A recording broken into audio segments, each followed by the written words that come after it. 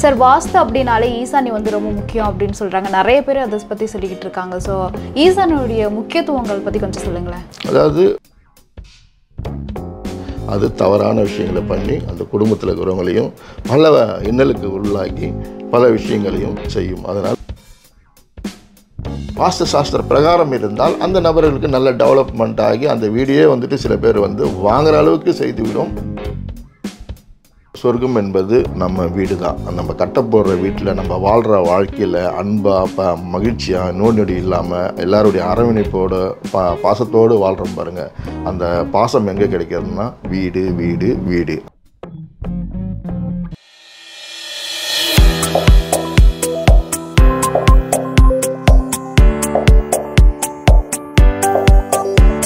Sir சுற்றுச்சூழலில் நடைபெற ஒரு சில விஷயங்கள் வந்துட்டு வாஸ்து தாக்குமா சார்? நிச்சயமாக தாக்கம். இப்போ வந்து நம்ம வீடை வரலையும் வாஸ்து பிரகாரம் நம்ம வந்து கட்டும் பொழுது 3 சைடு, அதாவது இப்போ வந்து வடக்கு சைடு வந்து ரோடு இருக்கிறது. வடக்கு சைடில் நம்ம வாசல் வச்சுட்டு நம்ம வீடை வந்து வாஸ்து பிரகாரம் கட்டுகிறோம். கட்டும் பொழுது தெற்கு சைடு, கிழக்கு சைடு, மேற்கு சைடு 3 வீடு. இந்த என்வரான்மெண்ட் இன்ஜினியரிங் பேர். இந்த சுற்றுச்சூழலில் வந்து அந்த இடத்துல வந்து அவங்களுடைய கிணறு நம்மளுக்கு தென்மேற்காகவோ இல்லை தென்கிழக்காகவோ இல்லை வடமேற்காகவோ பள்ளம் எடுத்தாலோ இல்லது பில்டிங் அட்டாச்மெண்ட் பண்ணாலோ இது பல விஷயங்கள் வந்து என்ன ஆகணும், நம்மளையும் பாதிக்கும்.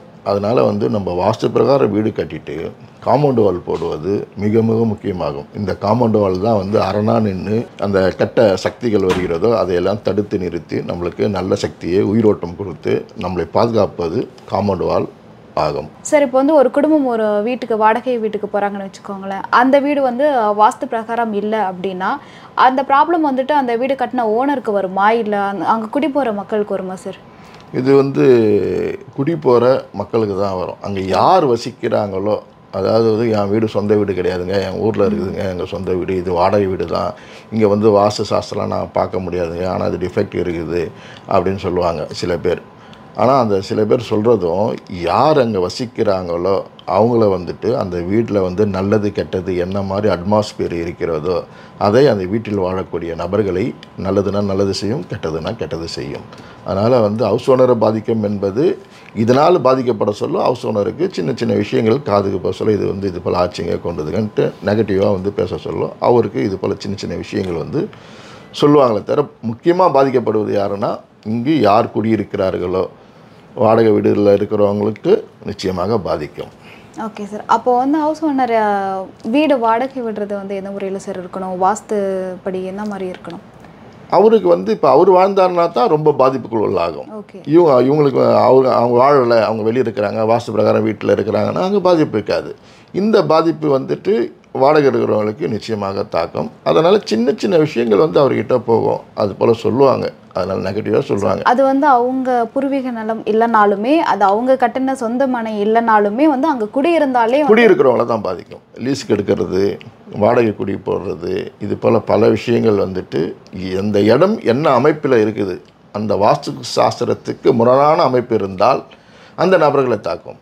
வாஸ்து சாஸ்திர பிரகாரம் இருந்தால் அந்த நபர்களுக்கு நல்ல டெவலப்மெண்ட் ஆகி அந்த வீடியே வந்துட்டு சில பேர் வந்து வாங்குற அளவுக்கு செய்துவிடும் இந்த சாஸ்திரம் வந்துட்டு அது போல் வீடு அமையும் போது. சார் வாஸ்து அப்படினாலே ஈசானி வந்து ரொம்ப முக்கியம் அப்படின்னு சொல்கிறாங்க. நிறைய பேர் அதை பற்றி சொல்லிக்கிட்டு இருக்காங்க. ஸோ ஈசானியுடைய முக்கியத்துவங்கள் பற்றி கொஞ்சம் சொல்லுங்களேன். அதாவது வடக்கும் கிழக்கும் சேர்ற இடம் வந்து வடகிழக்குன்னு சொல்கிறோம். இது வந்து ஈசானிய மூலை அப்படின்னு நம்ம சொல்கிறோம்.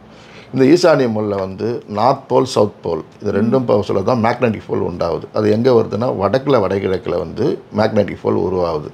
ஸோ அந்த இடம் வந்து ரொம்ப முக்கியமான பகுதியாகும். அதே போல் கிழக்கில் வடகிழக்கு அந்த இடத்துல வந்து சூரிய சக்தி வெப்ப சக்தி அதிகமாக கிடைக்கிறது. இந்த வெப்ப சக்தியும் இந்த காந்தக சக்தியும் உற்பத்தி ஆக சொல்ல எனர்ஜி வந்து அந்த இடத்துல ஃப்ளோ ஆகி நம்மளுக்கு நல்ல ஒரு எனர்ஜி கிடைக்கிறது. அதனால தான் வந்து அது ஈசானியம் நம்ம கடவுள் பேரை சொல்லி நம்ம இந்துக்களில் வந்து அது வந்து ஈசன் பேரை சொல்லிவிட்டு அந்த ஈசானியத்தில் வந்து இது போல திறப்பு இருந்தால் கடவுள் சக்தி உள்ளே வருது அப்படின்னு நம்ம சொல்கிறோம். இது சயின்டிஃபிக்காக பார்க்க சொல்ல என்னன்னா vitamin A, vitamin B, vitamin C மாத்திரை எடுக்காமையே நம்மளுக்கு உடம்புல வந்து விட்டமின் சக்தி எல்லாமே வந்து அதிகமாக கிடைக்கிறது எங்கன்னா அந்த கிழக்கு வடகிழக்குலேருந்து சூரிய ஒளி வந்து வீட்டுக்குள்ளே ஊடுருவும் பொழுது நம்ம உடம்புல அந்த வீட்டில் வாழ்கிறவங்களுக்கு இது போல் ப்ராப்ளம்லாம் எதுவுமே வராமல் இருக்கிறது. இப்போ ஈசானிய மூடப்பட்ட வீட்டுகளில் பார்த்தோம்னா அந்த குழந்தைங்களுக்கெல்லாம் பார்த்தோம்னு வச்சுக்கோங்க, டாக்டர்கிட்ட போனால் இது போல் விட்டமின் ஏ இல்லைங்க, விட்டமின் பி இல்லைங்க அப்படின்னு சொல்லிட்டு சிரப்புலாம் கொடுப்பாங்க. இதுக்கெல்லாம் காரணம்னா அந்த வீட்டில் வந்து ஈசானியம் மூடப்பட்டது.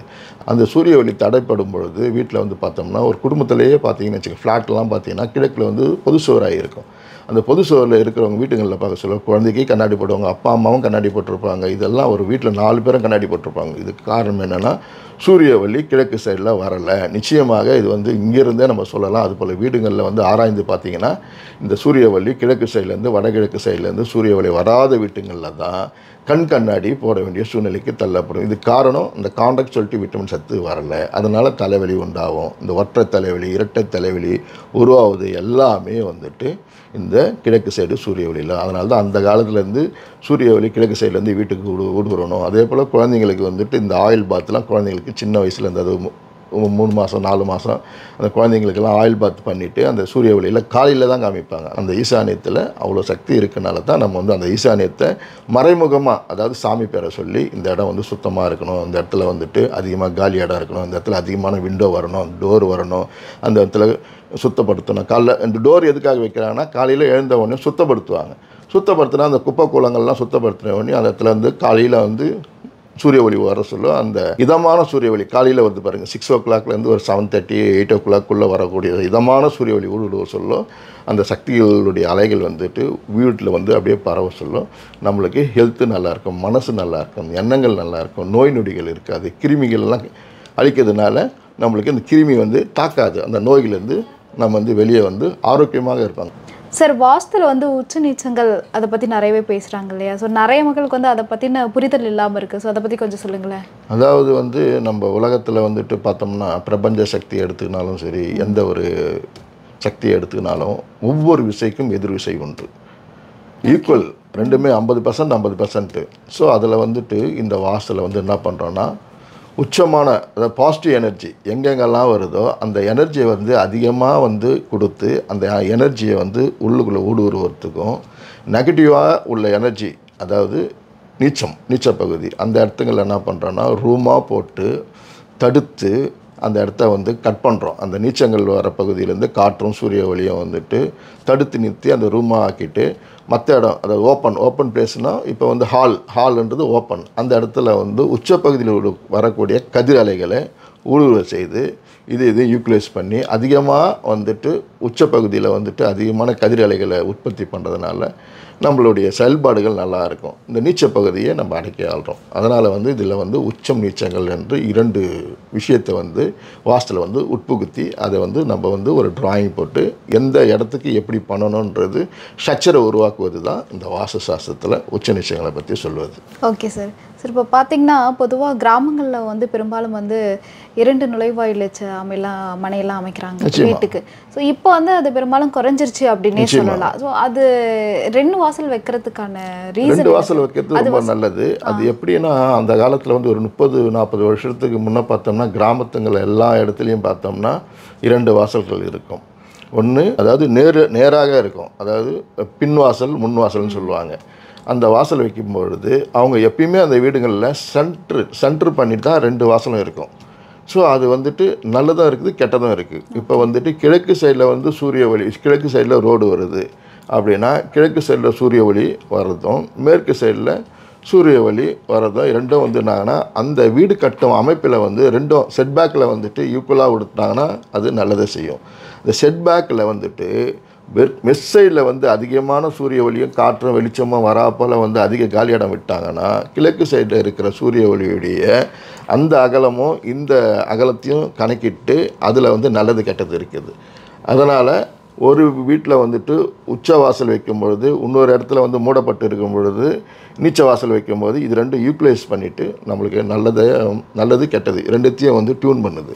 அதில் வந்து முக்கால்வாசி பார்க்கும்போது இந்த 2 வாசலில் வந்து நீச்ச பகுதியில் வைக்கும்போது உச்சப்பகுதி வந்து ரொம்ப வேலை செய்து இன்புட் கொடுக்குது. அதனால் 2 வாசலை வந்து அந்த காலத்தில் வந்து வச்சாங்க. ஸோ அதனால் வந்து இந்த உச்சம் நீச்சங்களை கவனித்து நல்ல இடத்துல வந்து வாசலை வைக்க வேண்டும். அதே போல் 2 வாசல் வச்சாலும் உச்சப்பகுதியில் வைத்தால்தான் நல்லது செய்யும். நீச்ச பகுதியில் 2 வாசலும் இருந்ததுன்னா அது தவறான விஷயங்களை பண்ணி அந்த குடும்பத்தில் இருக்கிறவங்களையும் பல இன்னலுக்கு உள்ளாக்கி பல விஷயங்களையும் செய்யும். அதனால் உச்சம் நீச்சம் ரொம்ப ரொம்ப முக்கியமாகும். சார், ஒரு குடும்ப தலைவருடைய நாள் நட்சத்திரம் பார்த்து வீடு கட்டணும், அது வாஸ்துப்படி ரொம்ப நல்லா இருக்கும் அப்படின்னு சொல்கிறாங்களா, அது நிஜமான உண்மையா? அது வந்து உண்மை கிடையாதுங்க. ஏன்னா வந்துட்டு இப்போ வீட்டில் வந்துட்டு அம்மா அப்பா அதுக்கப்புறம் பிள்ளைங்க இருக்கிறாங்க, அவங்களுடைய அம்மா அப்பா இருப்பாங்க, இவங்களுக்கு எல்லாருக்கும் வந்துட்டு எல்லாமே நல்லா இருக்கணும். இப்போ அவங்களுக்கு வேறு ராசி இருக்கும், அவங்களுக்கு வேறு நட்சத்திரம் இருக்கும். அதுக்காக வந்துட்டு நம்ம வந்து எல்லாருக்கும் எல்லா டோரும் வைக்கவும் முடியாது, கொல்லவும் முடியாது. சப்போஸ் இப்போ வந்து அவருக்கு வந்துட்டு ராசியில் வந்து தெற்கு சைடு வாசல் வைங்க அப்படின்னு சொல்கிறாங்கன்னு வச்சுங்க. அப்போ தெற்கு சைடு வேண்டி வாசல் வச்சிட்டோம்னு வச்சுங்க. வடக்கில் வாசல் வைக்கலை, வடக்கில் வடகிழக்கெல்லாம் வந்து மூடப்பட்டு இருக்குதுன்னா அது போல் வீட்டுகளில் வந்துட்டு எல்லாருமே நல்லா இருக்க முடியாது, எல்லா ப்ராப்ளத்தையும் அட்டன் பண்ணி ஆகணும். அதனால் இதில் வந்து ஜோசியர்கள் சொல்வது சில கருத்துக்களை நம்ம எடுத்துக்கொள்ளலாம். ஆனால் இருந்தாலும் குடும்பத்தில் அனைவரும் அம்மா அப்பா அதுக்கப்புறம் தலைவர் அவங்களுடைய மனைவி குழந்தைங்க இவங்க எல்லாம் நல்லா இருக்கணும்னா வீடு வந்து இந்த அட்மாஸ்பியர் பஞ்சபூதங்கள் அமைப்பில் வந்துட்டு நல்லா எங்கெங்கே எப்படி எப்படி அமைப்பிக்கணும் அமைச்சு உச்சமான வாசல் கிழக்கு வாசல் அதுக்கப்புறம் வடக்கு வாசல் அதுக்கப்புறம் வந்துட்டு நல்ல வந்து வடகிழக்கில் வந்து அதிகமாக காலி இடம்லாம் விட்டு வீட்டில் வந்து எந்தெந்த இடத்துல பெட்ரூம் வந்து தென்மேற்கில் வைக்கணும், இது போல் வந்து எந்தெந்த இடத்துல எந்தெந்த ரூமெல்லாம் கனெக்ட் பண்ணி வைக்கணுமோ வைத்தோம்னால் அந்த குடும்பத்தில் இருக்கிற அனைவருமே வந்து நோய் நொடி இல்லாமல் சந்தோஷமாகவும் நல்ல வாழ்க்கையும் மன நிம்மதியாகவும் வாழலாம் என்பது வாஸ்து சாஸ்திரத்தில் பல வீடுகளில் பண்ணி அவங்க எல்லாமே நல்லா தான் இருக்கிறாங்க.